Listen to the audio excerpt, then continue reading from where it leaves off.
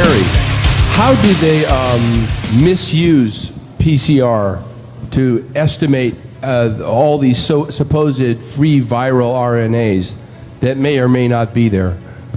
I think misuse PCR is not quite. I don't think you can misuse PCR.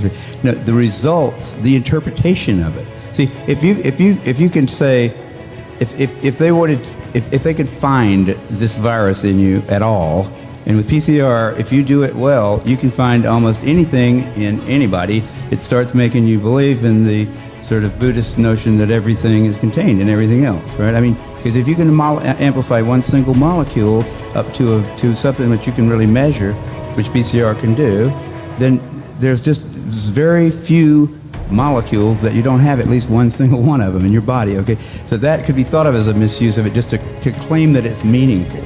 But the real misuse of it is that you don't need to test for HIV. You don't need to test for the other 10,000 retroviruses that are unnamed also in the subject. See, somebody that's got HIV generally is going to have almost anything that you can test for because they have definitely been. HIV is a fairly rare virus. There's only 1 million of us out of 250, 300 million people in America that have that virus. So you have to get around, either your mother had to have it and pass it to you, or you have to really be paying a lot of attention to people that do have it and paying only attention to them and get a pretty good chance of getting it that way. It's hard to get it, but if you have it, there's a good chance you've also got a lot of other ones. Because you've been in the market where it's been possible for you to get a lot of.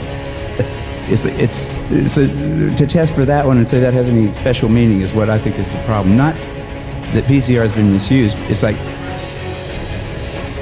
it's not an estimation. No, it's a really quantitative thing. It tells you something about nature and about what's there, but it allows you to take a very minuscule amount of anything and make it measurable, and then talk about it in meetings and stuff like it is important. See, that's not a misuse. That's just sort of a misinterpretation.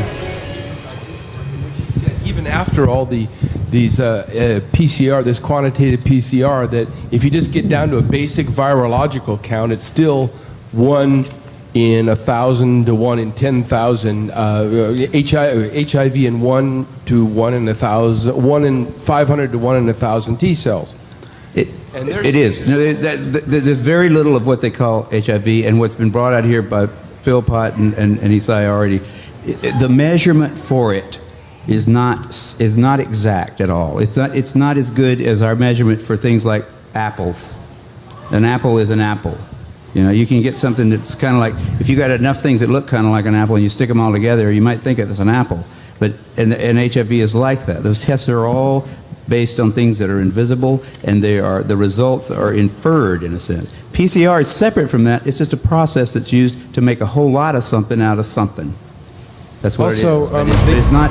It doesn't tell you that you're sick, and it doesn't tell you that the thing you ended up with really was going to hurt you or anything like that. That's what it's not. So even if you believe in HIV, it can't tell the difference between virus particles or active live virus. I mean, there's a lot of questions involved.